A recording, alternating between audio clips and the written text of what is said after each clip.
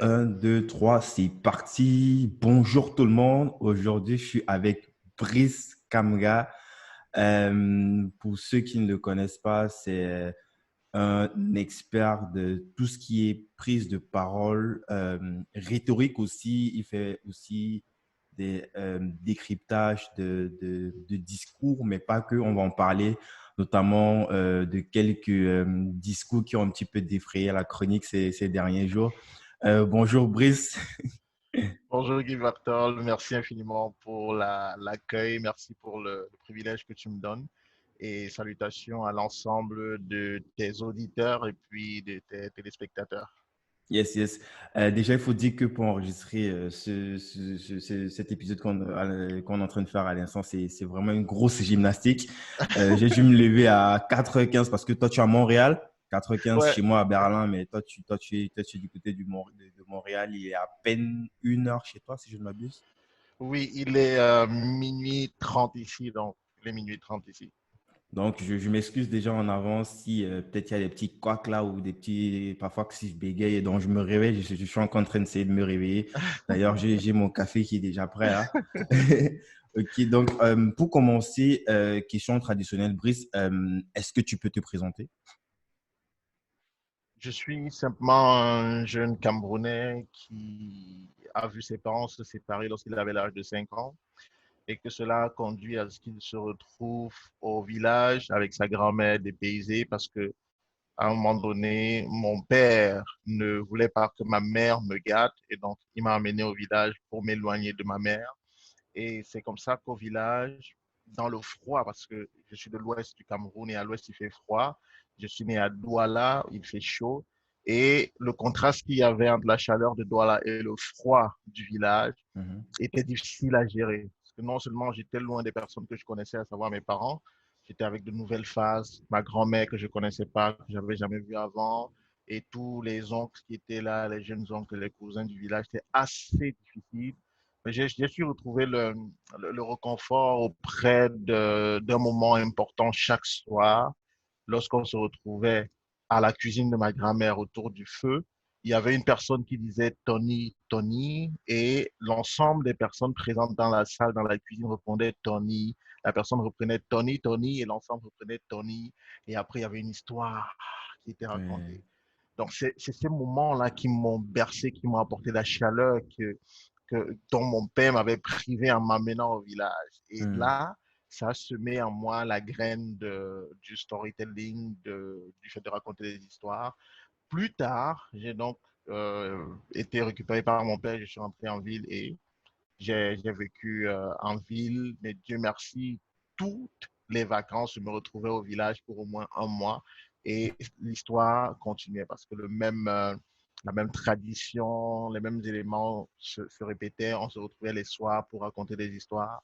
Et quand les parents voulaient nous poser des questions ou alors nous passer des messages sérieux, ils les passaient en racontant simplement des histoires. J'ai donc grandi comme ça et après j'ai été au secondaire, après j'ai eu mon bac, après mon baccalauréat, je suis Brice, donc juste pour contextualiser un petit peu, parce que là, tu viens de me faire retenir moi-même dans mes propres souvenirs. Il faut dire un petit peu la signification aux gens, ce que ça veut dire, Tony, Tony, Tony, parce que Tony, ouais, parfait. Merci beaucoup Guy Bertol, justement, il faut préciser ça. ça fait Alors longtemps que j'ai plus entendu Tony, ça. alors Tony, c'est seulement histoire. Donc quand on dit Tony, Tony, c'est un peu pour dire histoire, histoire. Et quand les autres répondent Tony, c'est pour dire raconte. Donc, Raconte. c'est un peu comme histoire, raconte, histoire, raconte. Donc, pour poursuivre, je suis donc arrivé à l'université. J'ai fait une école où j'ai pu avoir une licence dans le domaine de la logistique et du transport. Mhm. Après, je me suis inscrit en C'est master. quoi? C'est les sexes, c'est ça? La logistique et transport, je l'ai eu dans une école privée, l'Institut Les sexes? Ngassa Api, c'était pas l'ESSEC. Ah, ok. J'ai fait l'ESSEC quand je suis entré en master. Ah, ok. Donc, après, j'ai fait ce qu'on appelle les IPS, les instituts privés, d'enseignement privé. Euh, c'est des écoles qui permettent d'avoir les BTS, la licence Ouais, professionnelle. des établissements professionnels. Exact. Donc, j'ai eu une licence professionnelle en logistique et transport. Et après, je me suis inscrit en master donc, à l'ESSEC. J'ai fait 2 ans. J'ai eu un master en supply chain. Après, je me suis lancé dans le monde de l'emploi. J'ai travaillé dans la logistique. La première entreprise dans laquelle j'ai travaillé, c'est Sonotra. Je serai toujours reconnaissant à Ismailou Kamsouloum, qui est mon premier employeur, qui est Mhm. mon grand frère. C'est quelqu'un qui m'a pris sous son aile. Il m'a recruté au niveau licence, après avoir vu une brillante Un stage présentation. En stage, oui. En stage, oui, parce que c'est ce que j'ai commencé. Et il était venu mhm. voir ma soutenance. J'ai commencé en stage, mais quand il est venu voir ma soutenance, il a été simplement très admiratif de ma capacité à fédérer les gens, parce que quand je Mhm. devais soutenir, il y a du monde qui s'est Yes. rué dans ma salle, les gens sont venus nombreux. Je crois que ça l'a vraiment touché et il a dit, ce petit-là a quelque chose. Et c'est comme ça qu'il m'a offert mon premier contrat. Mhm. Après ça, je suis allé dans le domaine du cacao. J'ai été responsable d'usine de cacao de United Family. Après, là-bas, je suis rentré chez Nestlé Cameroun comme étant acheteur. Et au bout de presque 5 ans chez Nestlé, j'ai donc arrêté pour me lancer dans mon aventure entrepreneuriale, pour vivre de ma passion, pour exprimer ce que je savais le mieux faire. Donc, Yes. aujourd'hui, je suis entièrement dans ce qui me passionne, à savoir la prise de parole en public, les formations, les coachings. Donc, en gros, Mhm. voilà qui est Brice Kamgang. Je suis un père de 2 enfants, époux d'une magnifique épouse Doris, celle sans laquelle je ne réaliserai pas ce que je réalise, parce que j'ai pris des décisions folles dans ma vie qui ont coûté cher à ma famille. Et elle a su me soutenir pour cela, notamment quand j'ai décidé de quitter de Nestlé pour me lancer dans ma passion dans un univers qui n'est pas très bien forcément compris. On va peut-être revenir là-dessus tout à l'heure. Yes. Mhm. Au niveau du Cameroun, c'était un gros risque, mais j'ai préféré le prendre. J'avoue que ça a été difficile après, mais je ne regrette pas parce que c'est l'une des meilleures décisions que j'ai prises. Et je remercie le ciel de m'avoir donné Doris, parce que si elle n'avait pas Mhm. été là, ça avait été une autre femme ou bien quelqu'un d'autre, peut-être que j'aurais jamais pu maintenir le cap. C'est intéressant on n'en parle pas souvent aussi assez des compagnes ou des compagnons pour des femmes qui sont entrepreneurs, qui généralement ils sont en coulisses, mais ils jouent vraiment un rôle, je dirais, plus de 50% du truc parce que ce sont eux ou elles qui tiennent nos patins par derrière, en fait. On parle pas assez d'eux, tu Absolument, vois. Donc, absolument. je salue le fait que tu notifies cela.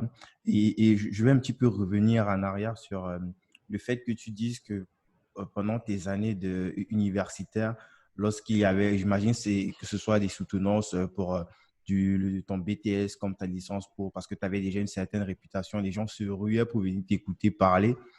Euh, est-ce que c'est à ce niveau-là que la transition se situe? À quel moment, en fait, est-ce que tu as déjà dû un petit peu te former sur, certes, il y a des formations en interne enfin, pendant les matières que tu reçois à l'université, la prise de Mhm. parole fait probablement pas partie de ces matières-là, mais je ne pense pas que ce soit aussi poussé que ce que tu fais aujourd'hui ou ce qui se fait concrètement dans l'écosystème en fait de la prise de parole en public. Donc, à quel moment est-ce que toi, tu rentres concrètement dans cet univers-là? C'est quoi tes influences? Merci beaucoup pour la question. J'aime cette question et ça me permet justement de revenir sur une époque importante de ma vie. Où est arrivé le déclic? À quel moment est-ce que j'ai exactement compris que j'étais bon dans la prise de parole en public? Je pense que c'est vraiment là que j'ai dit, ah, this is my thing. Ça, c'est vraiment mon truc, quoi. Et je dois pouvoir capitaliser là-dessus, je dois pouvoir bosser dessus. C'est lorsque je suis en seconde au lycée technique de Douala-Koumassi, Mhm. il y a des journées portes ouvertes et notre série, la série B, doit doit faire également une présentation Économie, auprès hein, si je de ne m'abuse, la économie, série c'est ça, B. oui. Ouais, La B, économie. c'est économie, les sciences économiques et sociales. Et à cette époque, il y a le délégué à l'éducation, le délégué provincial, le délégué Ebongue, qui est devenu sénateur. Je ne sais pas s'il est encore sénateur aujourd'hui, mais il était devenu sénateur. Et il nous rendait donc visite pendant ces journées portes ouvertes. Il était question que la série B constitue une équipe qui devait faire la présentation. On devait présenter sur la question de la banane camerounaise qui avait été qu'il y avait eu des soucis au niveau du marché européen. On disait que les normes n'étaient plus respectées et nos produits étaient donc rejetés. Il fallait donc faire une présentation sur cette situation. Et je me rappelle que on m'avait pris moi et un autre jeune homme qui s'appelait Pérem Ghislain, un brillant garçon également. On était les deux plus jeunes dans le groupe parce que c'était un groupe qui était constitué des enfants, des élèves de la seconde, de la première et de la terminale. On Mhm. était environ 6, je crois. Et chacun devait présenter une portion lorsque le délégué entrait dans la salle où on exposait. Mhm. Et je me souviens que là, il y a beaucoup qui ont désisté. Je crois qu'on était juste deux à présenter, Pérem, Ghislain et moi. Et j'avais présenté la plus grande partie.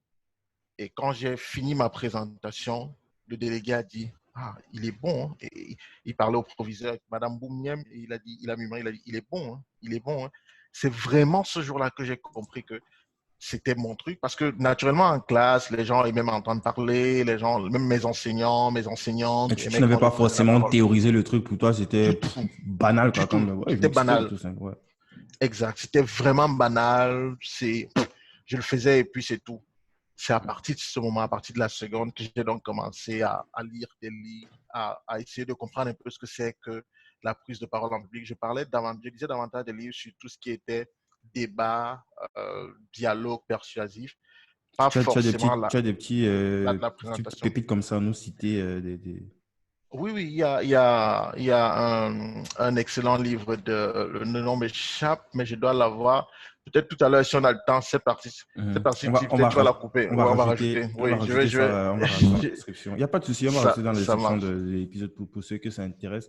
Déjà pour Super, débuter dans super. le truc, pour vous Su- s'essayer au sujet, quoi.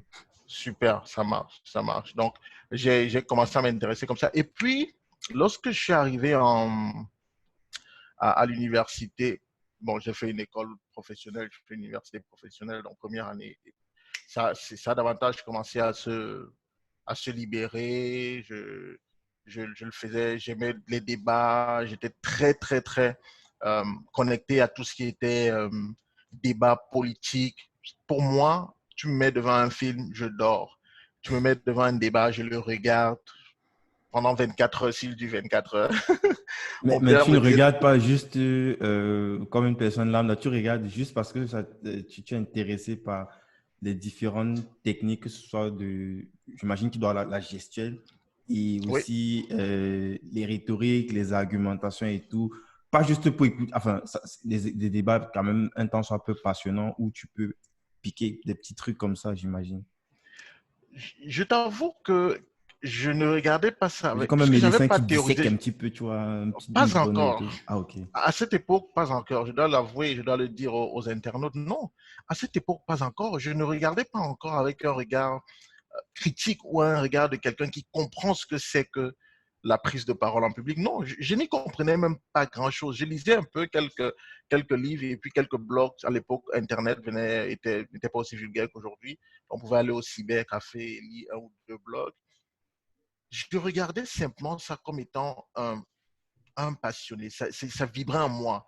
Et je savais que c'était mon truc, étant donné qu'en seconde, j'avais eu ce déclic-là. Mais je n'arrivais pas encore à me dire, ah, quelle est sa gestuelle quand j'écoutais les débats. À l'époque, Dominique de Villepin, je crois qu'il y avait des élections en France, ça devait être, quelle année Dominique de Villepin devait se présenter. J'avais suivi un intéressant débat de Dominique de Villepin et c'est vraiment resté dans ma mémoire. Mais c'était pas, je regardais pas ça en me disant quelle est la gestuelle qu'il fait, est-ce qu'il a une bonne variété vocale, est-ce que son débit est bon à cet endroit, comment est-ce qu'il a des répliques, non. Mais je regardais ça simplement comme un enfant qui peut regarder des dessins animés et qui aime les dessins animés. Donc c'est comme ça que je faisais. Jusqu'à ce que, au bout de 3 ans, je crois que c'est quand je rentre en emploi, parce que quand je rentre en emploi au bout de 3 ans après l'université, 3 ans, je commence donc à comprendre. Je lis le livre, c'est à cette période que je lis le livre de Dale Carnegie, Prendre la parole, comment prendre la parole en public.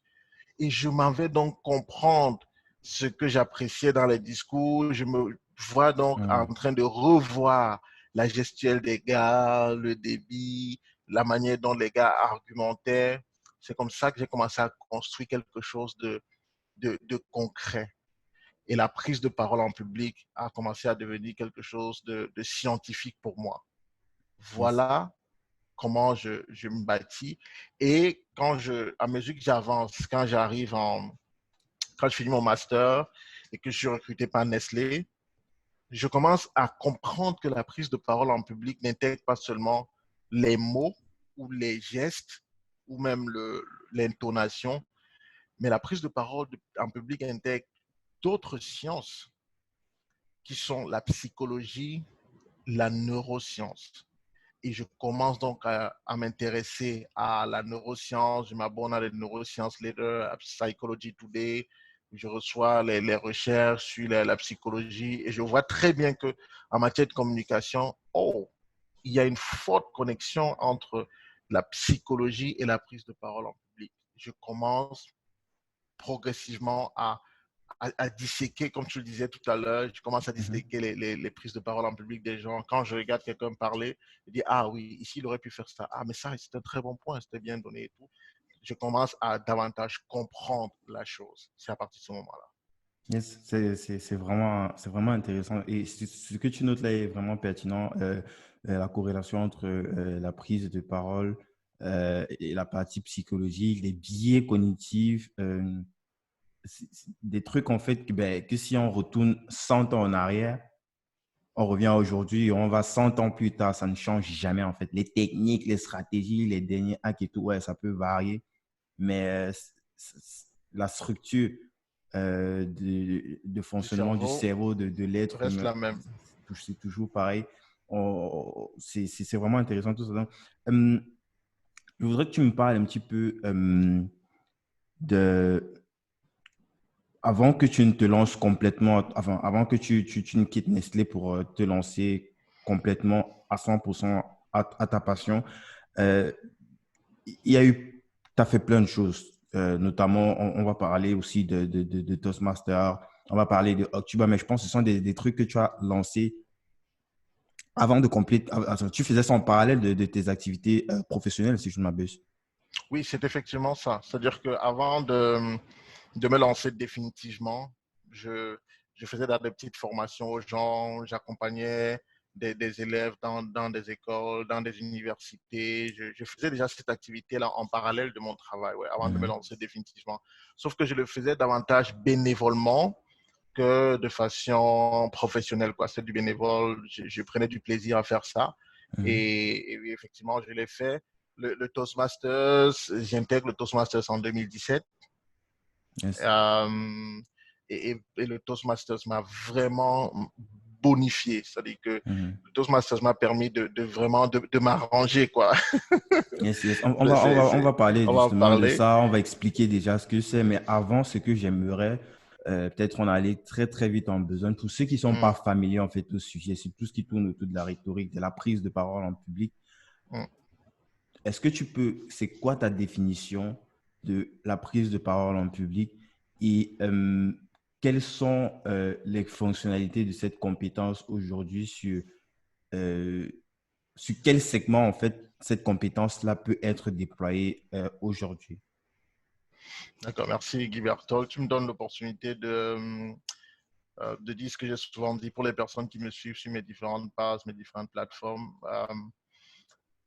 Ce que j'aime dire aux gens, c'est de passer de l'éloquence, la rhétorique, à l'art oratoire. Parce que l'éloquence et ce qu'on appelle rhétorique, c'est l'art du beau. C'est-à-dire que c'est ce qui est agréable. Ce sont les belles paroles, ce sont les bons mots, ce sont les vers, un peu comme de la poésie, sauf qu'elle n'est pas de la poésie au sens scientifique du terme.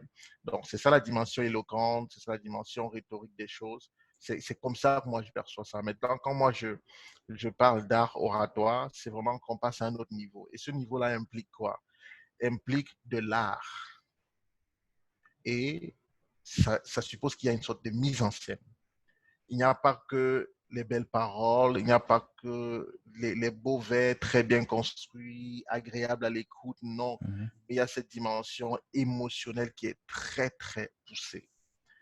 C'est pour ça que à la fin de la journée, moi, je peux définir la prise de parole en public efficace, comme étant la capacité à générer des émotions chez les gens pour les persuader à penser, à agir d'une certaine manière. C'est ça la prise de parole en public, selon moi. Et c'est important d'intégrer que lorsqu'on parle d'éloquence, ça peut être assez superficiel. Pas superficiel au sens léger du terme, mais au sens de ce que c'est pas le fond de la chose, selon ma compréhension, selon la manière dont moi j'interagis avec ce domaine-là. C'est pas le fond. Le fond, c'est vraiment de pouvoir passer donc de l'éloquence à l'art oratoire. Il y a aussi la grandiloquence. La grandiloquence, c'est simplement utiliser des grands mots pour dire de petites choses, alors qu'on pouvait utiliser des mots simples, des petits mots, pour dire des choses intéressantes sans avoir à rentrer dans tout ce qui est grands mots. Quels sont les domaines, quels sont les secteurs où on peut implémenter la prise de parole en public? Eh bien, je suis dans le regret peut-être de choquer quelqu'un pour dire que c'est tous les domaines. Il n'y a pas un seul domaine où la prise de parole en public n'a pas sa place. Pas un seul. Parce que un jour, quelqu'un m'a dit, le grand frère Martin Kamimim, il a dit la prise de parole en public est le plus vieil exercice au monde et nul ne peut s'en passer désormais. Parce qu'effectivement, lorsque tu es en entreprise, que tu sois salarié ou bien que tu sois l'employeur, tu dois pouvoir savoir t'exprimer en public. Et un public, ça peut être une personne, ça peut en être 10 000, 1 million. Et donc, c'est une compétence qui est nécessaire dans le cadre du déploiement de l'être humain. Ce que j'aime dire, c'est qu'en entreprise, on nous a appris qu'il y avait deux savoirs principaux. Il y avait le savoir-faire. On te parle de la compétence, de ce que tu es capable d'implémenter d'un point de vue technique, de la connaissance de ton domaine, de savoir-faire. Ensuite, on te parle d'un deuxième savoir qui est le savoir-être. On parle d'intelligence émotionnelle, on parle du savoir-vivre, on parle du respect, de la courtoisie, des valeurs de l'entreprise, c'est le savoir-être.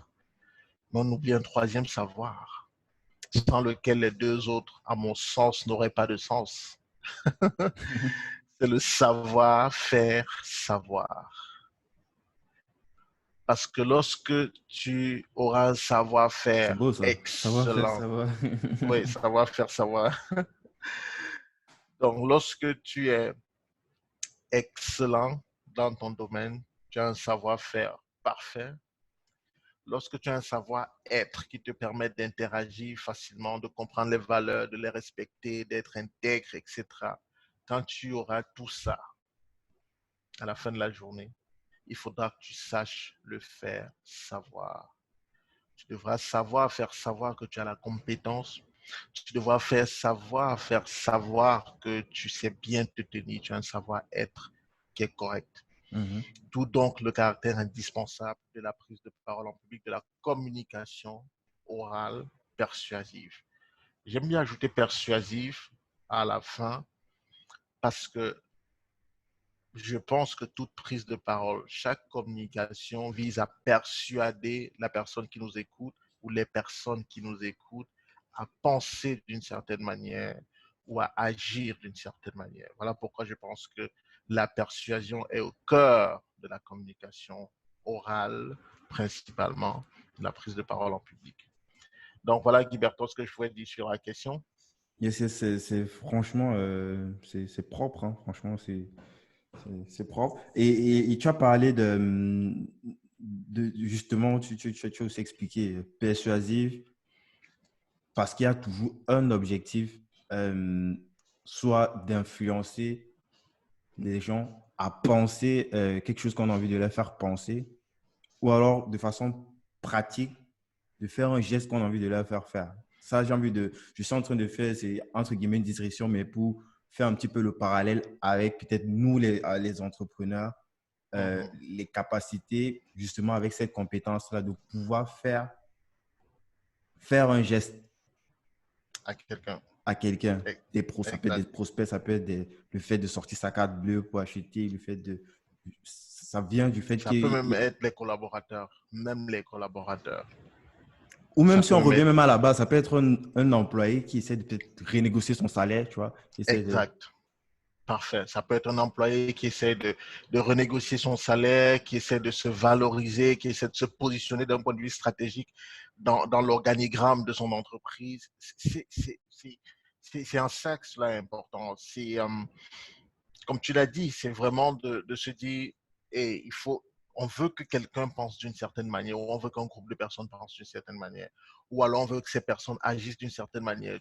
On peut donc voir ici la corrélation entre la neuroscience, la psychologie et la prise de parole en public. Mhm. Parce que la dimension persuasive de la prise de parole en public trouve son essence dans les activités de neurosciences, le fonctionnement du cerveau, la psychologie comportementale, comprendre comment est-ce que les personnes se comportent, comprendre les différents biais qui sont les façons d'interpréter les choses. Biais Quand on cognitif, dit ouais. biais, c'est simplement les biais cognitifs, c'est simplement la manière dont les gens interprètent les choses sur la base d'un certain nombre d'antécédents, etc. Donc, c'est de comprendre tout ça et de savoir que quand je m'exprime de telle manière, la personne peut avoir tel biais cognitif qui l'amène à penser ceci, voilà l'effet que ça peut avoir sur la personne. Et est-ce qu'à la fin de la journée, ça oriente la personne dans la direction que je veux que la personne entreprenne, ou alors la direction que je veux que la personne prenne, oui ou non. Si c'est oui, ok, je continue. Si c'est non, peut-être que je vais m'ajuster et me dire, ok, quels sont les éléments que je peux trouver dans ce que m'offre la science pour pouvoir amener la personne à agir d'une certaine manière. Yes. Donc, avec tout ce que tu viens d'expliquer, on comprend clairement que, en fait, cette compétence ou cette capacité-là à convaincre les gens ou ne serait-ce que déjà à retenir l'attention des gens, c'est présent dans tout ce qu'on fait dans notre vie et en fait pendant toute notre vie. La question, j'imagine que c'est pas juste moi, que peut-être plein de personnes pourraient se poser, c'est pourquoi est-ce que c'est pas quelque chose qui est vulgaire? Pourquoi on nous apprend pas ça peut-être depuis l'école primaire? Pourquoi c'est pas quelque chose qui est... C'est à peine, en fait, si tu poses la question, je sais pas, chez nous là, soit si tu passes sur un marché sur Douala ou sur Yaoundé, tu poses la question à 100 personnes, je suis pas sûr que tu auras 10 personnes qui ont même une idée, en fait, de la signification de ce que c'est. Pourtant, c'est quelque chose qu'ils utilisent tous les jours, même dans leur propre boulot pour essayer de vendre leurs produits, d'essayer de... Pourquoi c'est pas quelque chose qui est mainstream si c'est quelque chose qui est supposé avoir une telle importance dans notre vie, qui impacte clairement notre vie, toute notre vie, en fait. Guy Berthold, je pense pertinemment que c'est fait à dessein. C'est fait à dessein parce que ça a été considéré comme quelque chose d'élitiste. Un groupe de personnes doit pouvoir comprendre comment ça fonctionne et l'appliquer. Les autres en bas ne doivent pas comprendre comment ça fonctionne. Je pense que c'est fait à dessein.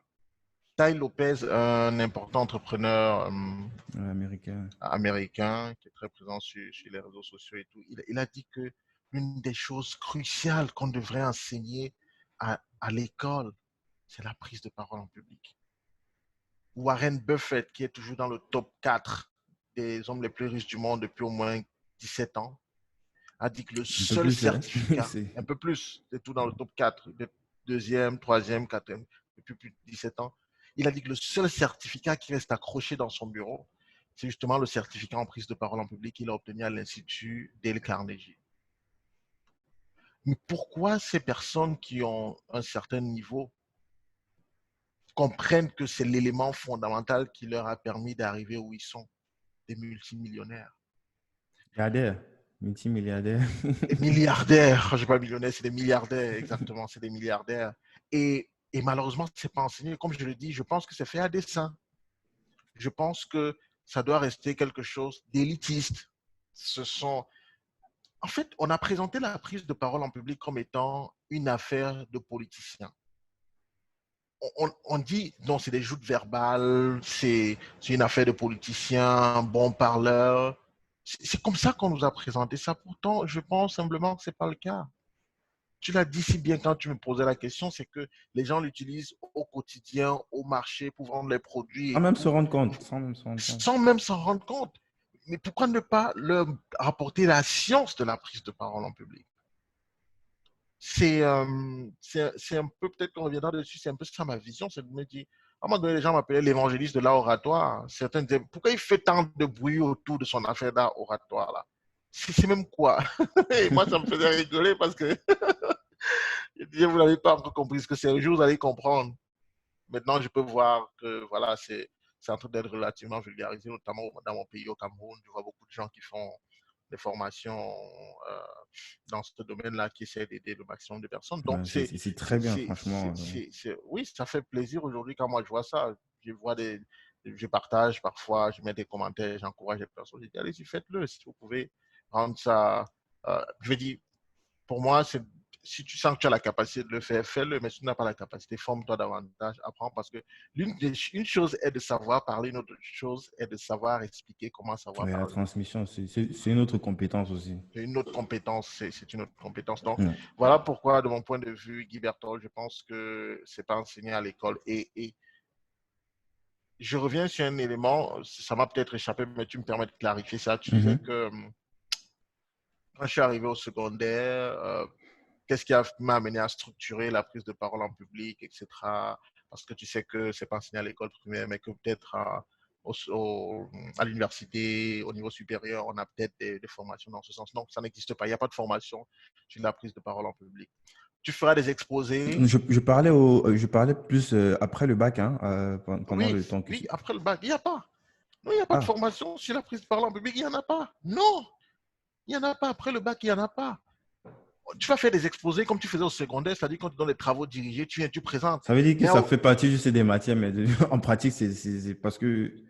oui, si tu as vu ça dans les matières prise de parole en public, c'est peut-être nouveau. Mais moi, j'ai jamais connu ça au supérieur. Je crois même pas que ça existe. Il faudra regarder. Peut-être tu as vu ça, mais si tu as vu ça, ça veut dire que c'est vraiment nouveau. Mhm. J'avoue que j'ai pas peut-être la connaissance de tous les syllabus. D'accord, j'ai pas la connaissance de tous les syllabus dans les écoles, mais jamais de ma petite expérience d'universitaire au supérieur, j'ai jamais vu quelqu'un me dire qu'il avait un cours sur la prise de parole en public ou bien non, j'ai jamais vu ça. Donc, je suis pas sûr que ça existe dans les syllabus. Si ça existe, c'est que c'est peut-être nouveau. Et c'est justement ça. C'est pour ça que je te dis, ça reste quelque chose d'élitiste.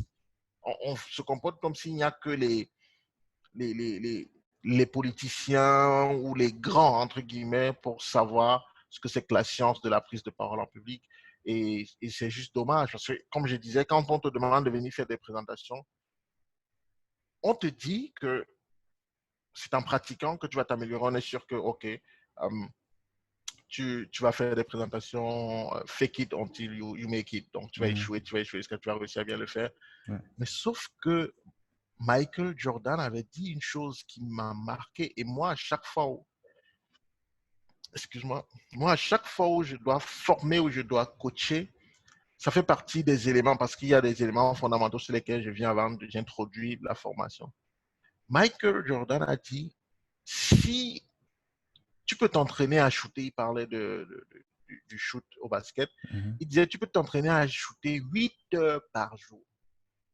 Mais si tu n'as pas la bonne technique de shoot, tu vas devenir un expert en mauvais shoot. Tu vois, Pourtant, ça fait sens, hein. ça fait tout à fait sens. En fait, il t'explique que non, tu as besoin d'avoir la technique qu'il faut. Sinon, c'est un peu comme si on t'attend à droite. Toi, tu es en train d'aller à gauche et tu cours même très vite. Accéléré, ouais. Tu vas tellement vite que personne ne peut courir comme toi. Sauf que tu es en train d'aller à gauche. On t'attend à droite, tu es en train d'aller à gauche. Tu vois, donc c'est pour ça que c'est important quand je dis que ça devrait être enseigné à l'école. C'est qu'au supérieur, même quand on va te permettre de faire des présentations, personne ne viendra te dire, hé, lorsque tu as présenté ceci, tu aurais pu dire cela de telle façon pour que ça ait tel impact. Personne ne te dira ça. On parlera de ton fond, on parlera de ton devoir. Si tu es timide, peut-être on reviendra dessus pour dire non, tu es timide, tu n'as pas assez d'énergie dans la voix. Ça ne suffit pas. Donc, voilà, Yes. Gilberto.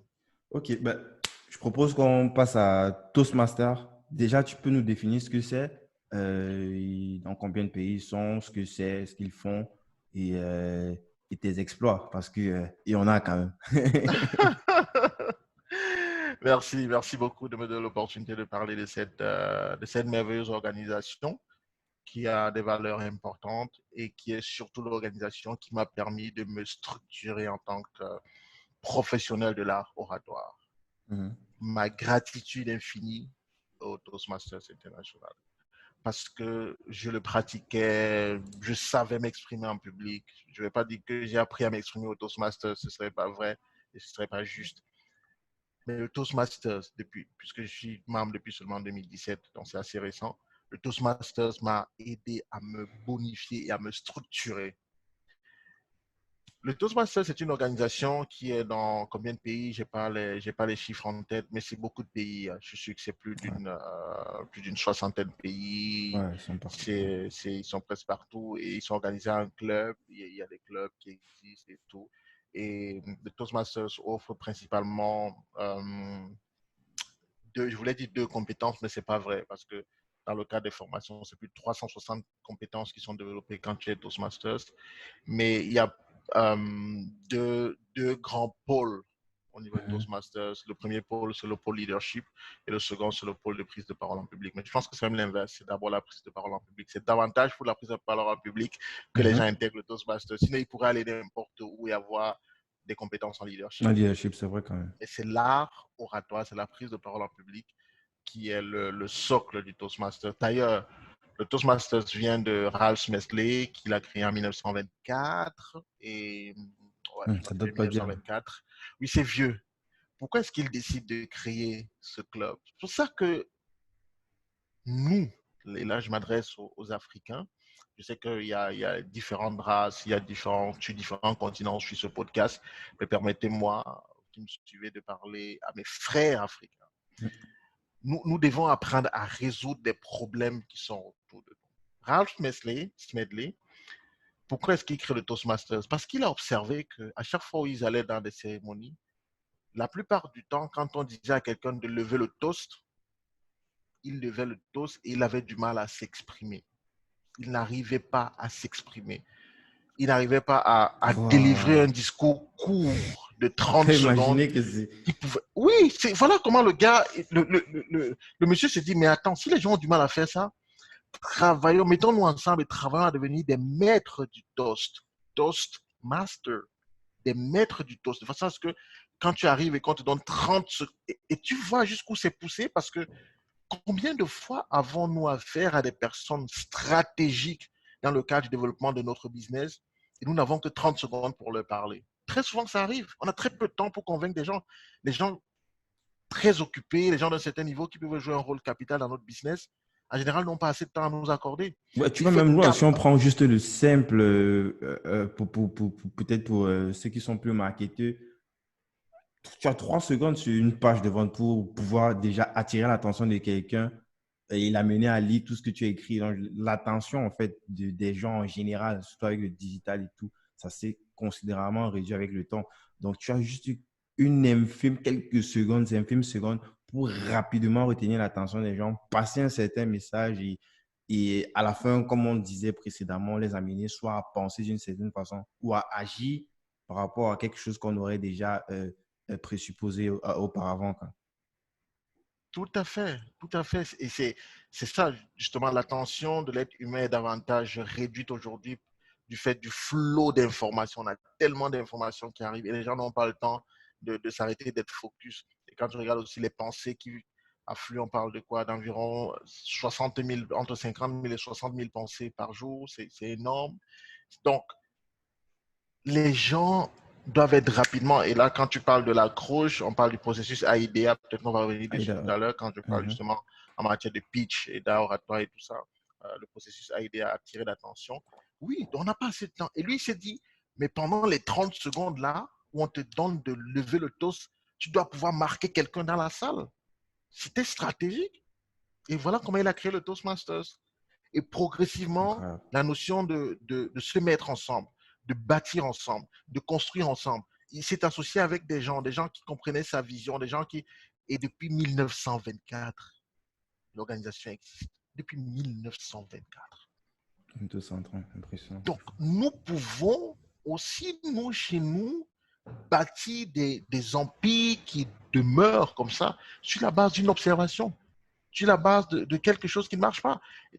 on se dit on peut apporter telle solution et on se comprend, on se met ensemble et puis on bâtit quelque chose de solide. Donc voilà, le Toastmasters, c'est comme je disais, représenté dans peut-être une soixantaine de pays, voire 80. J'ai pas la fiche.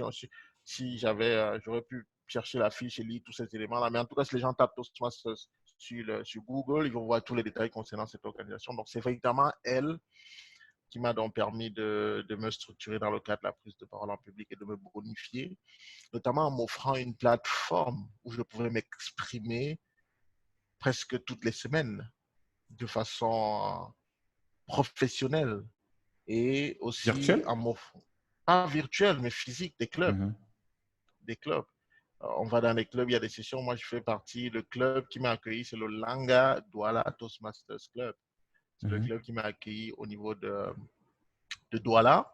Et je remercie mon premier mentor qui était euh, la toute première personne qui m'a été attribuée comme mentor et comme quelqu'un qui devait m'aider à comprendre comment ça fonctionne et tout. Il s'appelle Gaston Kouar. Gaston m'a beaucoup aidé quand je venais d'intégrer l'organisation. Je lui suis infiniment reconnaissant pour cela. Bon, après, il y a plusieurs personnes qui ont joué des rôles importants, notamment Isabelle Pachon et Arlène Chana. Mhm. Donc, le Toastmasters organise des compétitions d'art oratoire. Je n'ai pas dit de rhétorique, je n'ai pas dit d'éloquence. C'est de l'art oratoire. Justement, c'est Et quoi la différence comme je entre... disais, quand tu... Je La, savais, je savais que tu as dit qu'il y a quand même une partie très, très, très artistique dans l'éloquence, dans le beau, dans la recherche, en fait, c'est de ça, de paraître l'agréable. De l'agréable. de l'agréable, ouais. Et dans l'art oratoire, on allait un petit peu dans quelque chose de beaucoup plus scientifique, C'est ça. qui fait entrer même d'autres disciplines, quoi, comme tu parlais de neurosciences, notamment. Exactement. Avec une importante mise en scène. Parce que c'est là où la créativité oratoire, j'ai fait un coffret de formation dessus qui s'appelle la créativité oratoire. La Mhm. créativité oratoire prend tout son sens justement au niveau de l'art oratoire parce que c'est une mise en scène. Quand on parle en public, quand on fait l'art oratoire, on fait ce qu'on appelle une mise en scène. C'est pour cela qu'il y a un Un peu comme discours. les avocats, là. Je sais pas, il y en a un là, qui joue souvent très bien de ça. Peut-être tu as entendu parler de lui, Moretti. Oui, oui, l'avocat, c'est Daniel Moretti. Il est très charismatique. Je ne me On rappelle pas de appelle son ce monsieur prénom, Aki. mais c'est Exact. Moretti quelque chose. Moretti, et puis il a défendu des profils de personnes différentes. Ça peut être des terroristes comme je crois qu'il a même défendu aussi Kamto aussi, si je ne me trompe pas. Il est au Cameroun aussi, si je ne me trompe pas. Exactement. Et justement, Il il a était au une façon Cameroun. de, quand tu regardes ces trucs, tu as l'impression que c'est un film en fait. Or que à la fin, il y a la vie de quelqu'un qui est en jeu en fait. C'est ça. Il s'appelle Éric Voilà, Dupont-Moretti. Éric Dupond-Moretti, ouais. Excellent. C'est un bel exemple. Il est très critiqué parce que c'est l'homme qui fait acquitter même les plus grands criminels.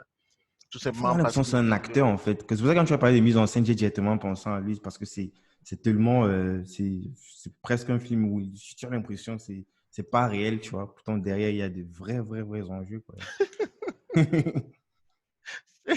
tu vois, j'en souris parce que ça me parle, ça vibre en moi en fait.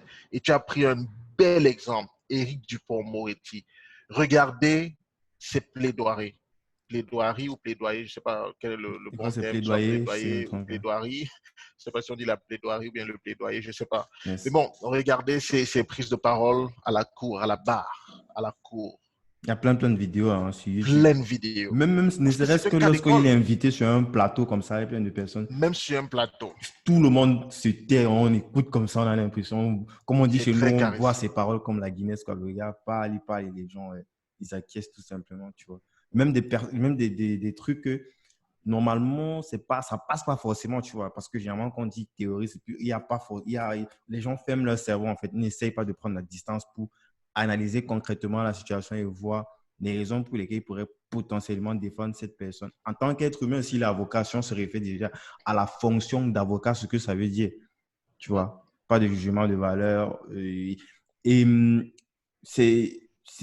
moi, je trouve, ouais, c'est intéressant quand même, mais c'est vraiment, quand tu parles de mise en scène, c'est lui qui représente ça au mieux, franchement. C'est, C'est ça. Et c'est pour ça. Donc, et là, le monsieur, il te fait donc la différence claire entre l'éloquence et l'art oratoire. Mhm. L'art oratoire, il y a une dimension mise en scène, dimension artistique, parce que tu dois pouvoir marcher, comme je dis souvent, marcher dans le cerveau des gens. C'est vraiment, c'est de la neuroscience. Tu pousses, il y a un décor que tu dois créer. Et le décor, tu le crées avec quoi? Tu le crées avec ta voix, avec ta gestuelle, ta posture, avec ta position, avec le regard que tu peux avoir lorsque tu dis quelque chose de spécifique, avec le ton que tu peux avoir lorsque tu dis quelque chose de spécifique. Bref, avec tout élément qui L'usage permet. même de la structure du cerveau humain, quand tu sais peut-être en disant tant tes trucs, peut-être tu fais une sorte de recadrage émotionnel, tu les mets dans une certaine posture où ils vont ressentir certaines émotions et puis bam, tu lâches tes trucs au fur et à mesure progressivement. C'est, on a envie de dire c'est mathématique, mais pourtant c'est pas si évident, tu vois, c'est vraiment pas évident. Je vais dire, même si on part pas de zéro, même si on parle de quelqu'un qui a déjà cette compétence à se placer, je prends mon cas, à se placer face à des personnes pour s'exprimer. Ce n'est pas pour autant que tu seras forcément captivant, que tu pourras retenir l'attention des gens et faire passer le message que tu as envie de faire passer, tu vois.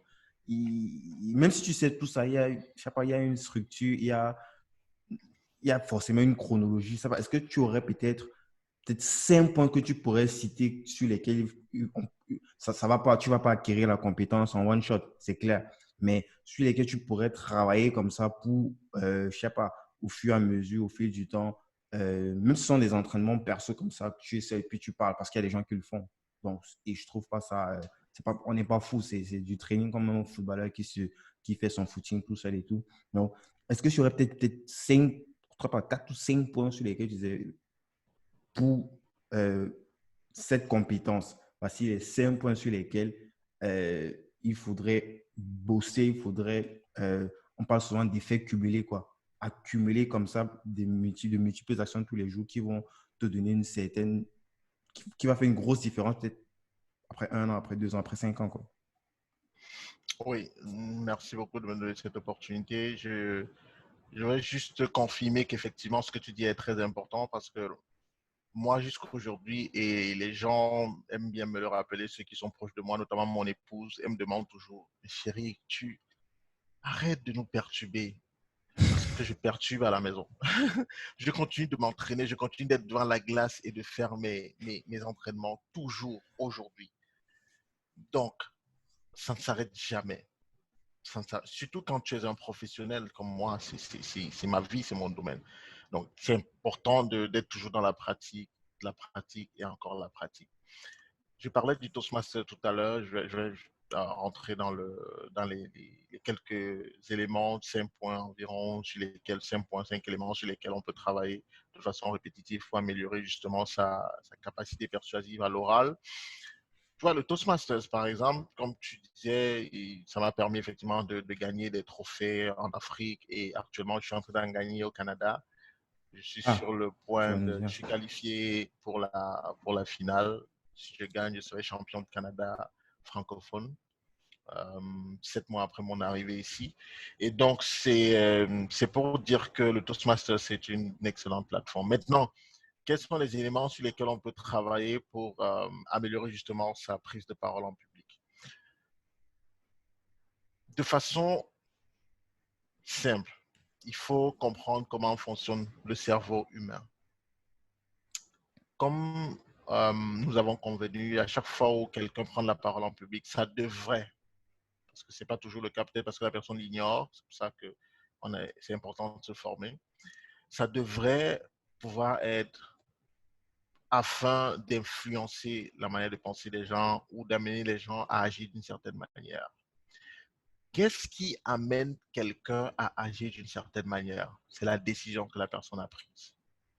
Qu'est-ce qui amène, pardon, Mhm. qu'est-ce qui amène la personne à agir d'une certaine manière? Je disais, c'est la décision que la personne a prise. Qu'est-ce qui amène la personne à décider de prendre cette direction? C'est l'émotion que la personne a ressentie. Qu'est-ce qui amène la personne à ressentir cette émotion? Ce sont les hormones que la personne a sécrétées. Quels sont les éléments qui permettent de sécréter ces hormones? Ces hormones, ce sont des stimuli externes qui sont donc constitués donc des éléments verbaux, des éléments du non-verbal. Une fois que tu as compris ce cheminement, ce processus, tu te dis, OK, il faut aller travailler donc sur quoi? Sur les stimuli. Comment est-ce que je stimule une hormone particulière pour avoir une émotion spécifique afin que la personne prenne une décision particulière et agisse d'une certaine manière? Ça aussi, je le dis et je le rappelle, je le dis toujours, c'est que il est important que l'usage qu'on va faire des outils qu'on reçoit, justement ceux que je donne, soit dans un usage positif. Sinon, ça devient de la manipulation. Parce que je disais, ce que je dis quand je forme les gens dans mon académie d'art oratoire, je leur dis, vous êtes là, je vous donne des secrets, je vous donne des outils, mais ça doit être à des fins positives. Parce que si vous les utilisez à des fins négatives, ça devient donc la manipulation. On parlait C'est du pertinent, promo. ça. C'est même effrayant pour quelqu'un. Est-ce que c'est même une question que j'allais poser après, mais je profite vu que tu en parles. Et comment on crée un expert en art oratoire? Imagine si c'est quelqu'un de machiavélique, franchement, qui sait exactement comment le cerveau humain fonctionne, mais qui a d'autres projets, je sais pas, des projets. Il va faire mal.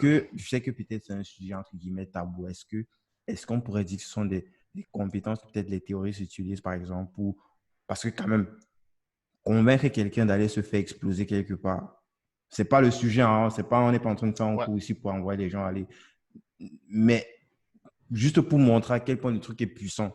Est-ce que ce sont des techniques ou des méthodes, des compétences que ces personnes utilisent, quoi? On va fermer le sujet, ce sujet-là, c'est juste pour illustrer un petit peu l'idée, quoi. Je répondrai sans risque de me tromper, oui.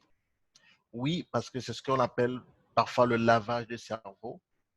C'est ce qu'on appelle la manipulation. C'est ce qu'on appelle l'effet de la vérité illusoire, qui est un effet psychologique, qui veut que lorsqu'on te répète une chose plusieurs fois, que tu finisses par reconnaître que c'est la chose-là qui est la vérité absolue. Le cerveau fonctionne comme ça. Donc, ces organisations, elles utilisent cela. Et c'est pour ça que je dis, c'est comme un couteau.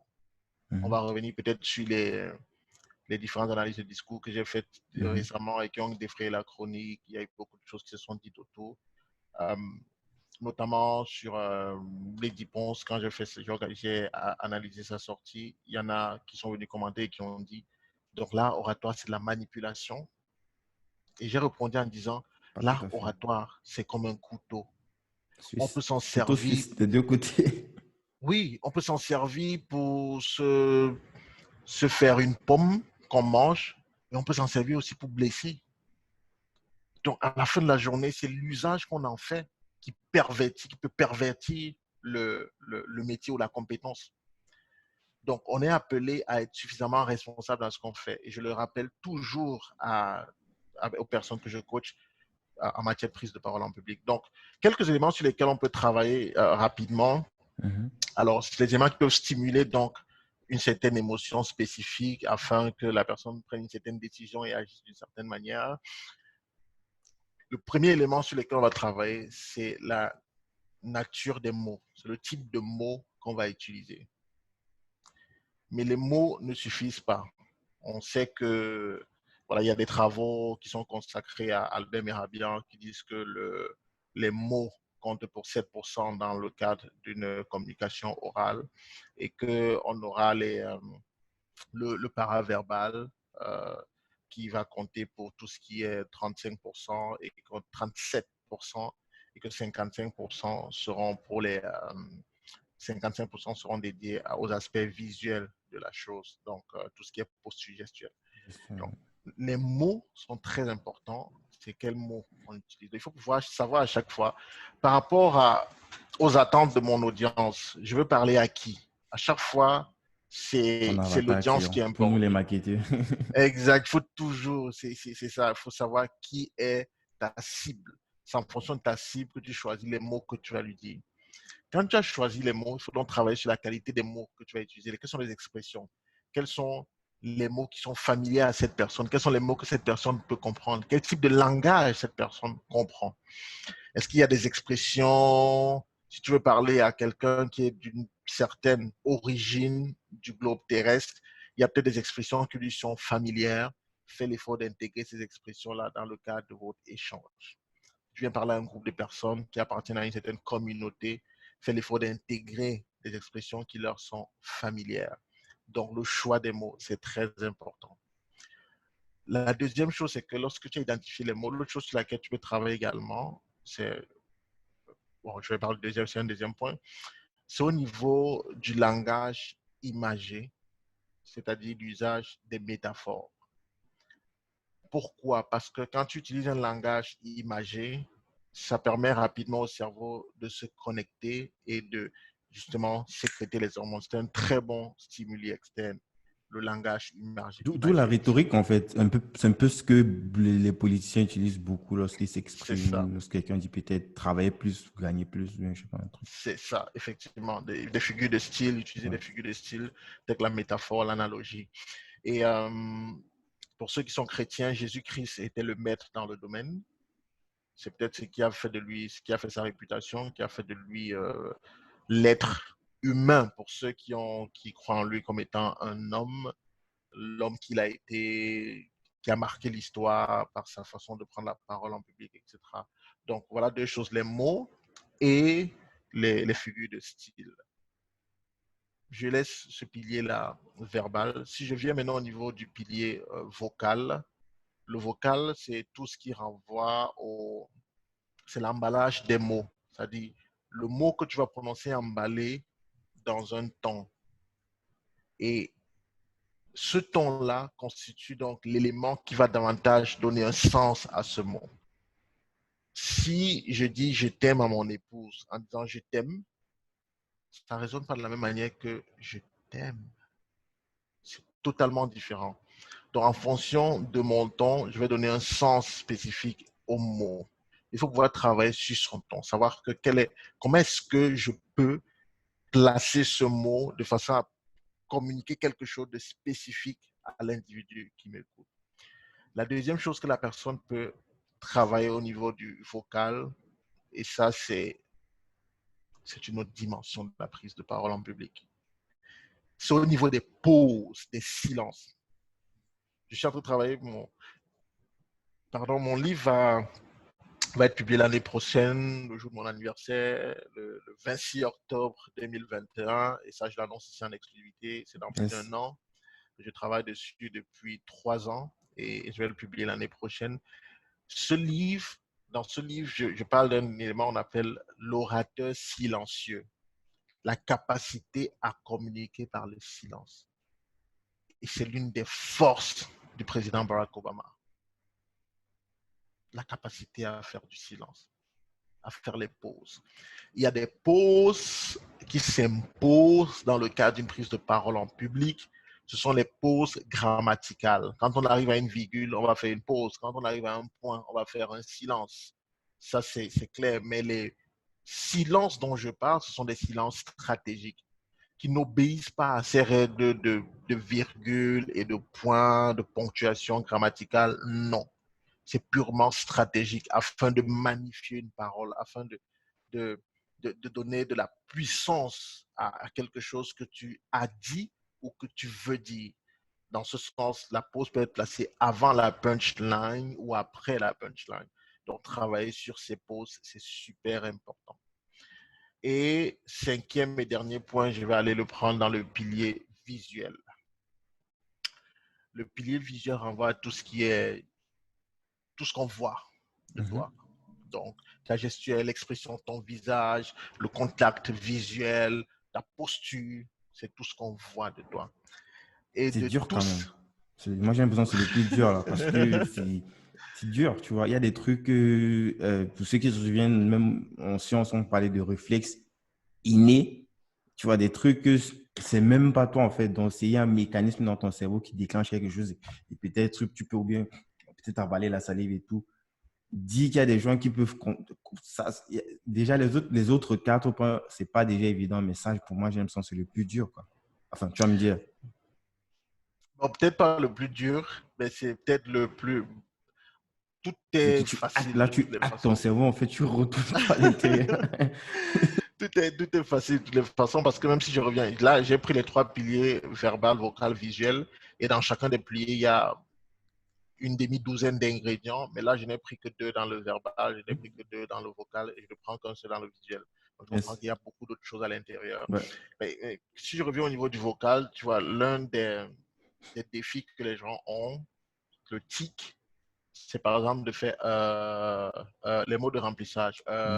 Tu vois, ben, en fait, au fait, pour J'espère que je me remplir suis le trou amélioré de en même temps, mémoire. hein, parce que quand j'écoute mes premiers épisodes de podcast, mon Dieu, Et si c'est c'est une heure, bien. il y a au moins au minimum 15 minutes de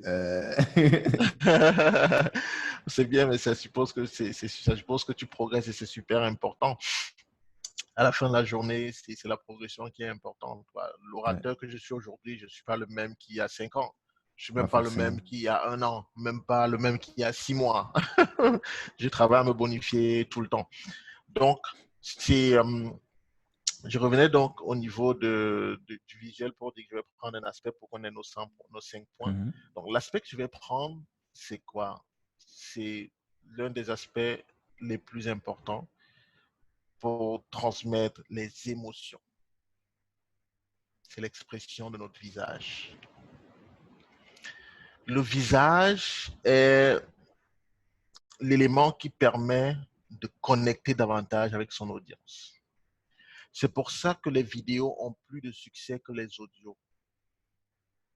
Et les audios ont plus de succès que les textes parce que les audios ont un autre aspect qui est l'aspect justement intonation, variété de la voix, qui sont davantage plus importants que les simples mots d'un texte.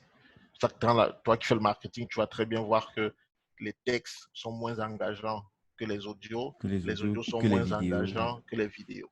Yes. C'est à cause de Non, c'est cet vrai, aspect, complètement. c'est le visage.